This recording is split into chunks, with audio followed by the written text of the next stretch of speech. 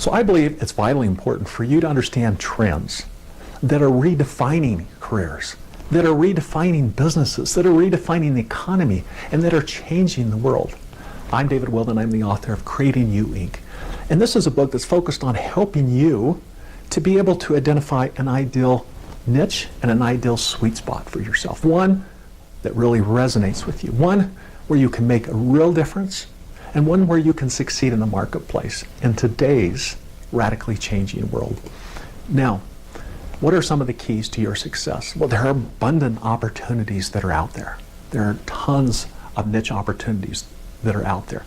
But a key to your success will be in your ability to be able to gather and to analyze reliable trend information. So you need to be able to gather, to look at this trend information, and you need to say, okay, I need to anticipate outcomes. What is the future going to be like? Where are their product and service ideas? And then you need to be able to accurately anticipate outcomes. And then you need to develop plans and take action. So many people, they can do the research, and then when it comes to taking action, they stop. That's why it's so important that you find something that resonates deeply with you. And then another critical skill is going to be in your ability to be able to influence other people. Now, in the book, we cover a number of trends, and here are just a few examples. So we talk about the growth of the contingent workforce. We discuss the everyone to everyone economy that IBM talks about. We also discuss this important megatrend of the spread of democracy and the impact of that. We discuss those technologies that will have enormous impact in the economy. And then we also talk about the diffusion of power. So today, the United States is the prominent player in world affairs. As more countries, as more regions become economically stronger, that equation is going to change. Now let's talk about the growth of the contingent workforce. Jobs are becoming less secure, and they're becoming transient, more transient. And we know this. We know that that'll be the case because we truly are entering into a global economy. We know in the next 15 to 20 years that hopefully over 1 billion new people are going to move out of poverty into the middle class. And what that means is we're going to have a lot more players, a lot more companies that are going to be competing in the marketplace. And so what does that mean? It means we're going to be seeing more and more innovation. And we're going to see reduced product life cycles. And what this means is it means more opportunities for people that have the right kind of skills, but it also means less stability. Now, talking about the growth of the contingent workforce, here's some interesting observations. Elaine Podfield in Forbes, she wrote that currently about 20 to 30% of the workforce in a Fortune 100 company is made up of contingent workers. And she says that that percentage is expected to swell to over 50% to 50% by the year 2020. And then Ray Williams in Psychology Today, he writes, the rate of growth in contract employees will be 3 to 4 times the growth rate of full-time employees, and it will soon comprise at least 30% or more of the global workforce. And Lance Buttonwood in The Economist, he said, for better or worse, this is the way the economy is headed. Whether or not you and I like that, this is where the economy is headed. And Tammy Erickson in a Harvard Business Review article, she summarized that there really are 3 compelling reasons that companies, that organizations are going to want to move towards a contingent workforce. Number 1 is cost flexibility. So we're looking at an economy where there's going to be more innovation and more change, and companies, when they don't have to invest in full-time employees, that gives them more flexibility to be able to find a new product or service niche idea, and to be able to develop products and services around that. So cost flexibility is going to be increasingly important to companies. Speed and agility. When you've got a workforce of full-time employees and you need to change, you need to focus on a new market, or you need to create a new product or service, it is difficult to take employees and train them over a period of time so that they can become an expert or a thought leader. And it's easier today than ever before to find out for a given niche who an expert is or who a thought leader is and bring that person in on a project basis to help a firm. So speed and agility, being able to get the right talent on a project basis to help a company, that's an attractive feature for companies. And innovation we know is going to be critically important. When you bring in experts, when you bring in thought leaders on a project basis, what do? You infuse the organization with new knowledge and fresh ideas. Now, let's switch gears and talk about the spread of democracy. We are just beginning to see the impact of the spread of democracy. Now, democracy, freedom, it touches and addresses one of the deepest and most profound hungers that you and I have as humans. And so what does this mean? Well, with the spread of democracy, there will be greater competition to produce the basic products and services.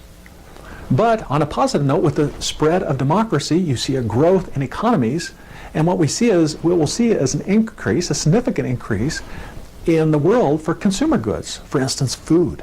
There will be more needs for food, clothing, energy, security, employment, education, health, housing, transportation. There will be a growing interest and appetite for hobbies and sports and entertainment. So we will see with the spread of democracy and with the growth of a truly global economy, we will see continued growth in nichifications and niches. We will see more diversification in products and services, and innovation will increase. Now, there are some exciting technologies that have been developed and are being developed at this point that will have enormous impact in the world. Digital biology is an example. Social networking technologies, we've already seen the power of what social networking technologies can have. And we're just getting started with social networking technology. Smart cities, robotics, 3D printing. 3D printing can radically change the economy. It's exciting technology. The autonomous vehicle, the self-driving vehicle, resource technologies.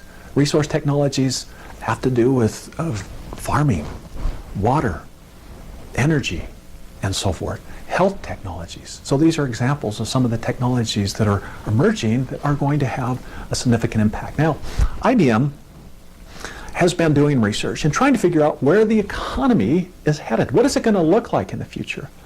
And so they've conducted their research, and as part of their research, they went out to C-level executives of top firms around the world and got their input. And they said the economy, they believe, is going to move to an everyone economy. Well, what does that mean? Well, IBM, they provide some context, a little bit of history. They said that if you look at the economy in the 20th century, the early part of the 20th century, the economy was really an organization-centered economy. It was a large producer-centered economy. So let's take Ford as an example. So Ford, they figured out how to develop a car, a vehicle. And then they figured out how to mass produce that. And so what they did is they created mass production capabilities, and they produced a few standard cars.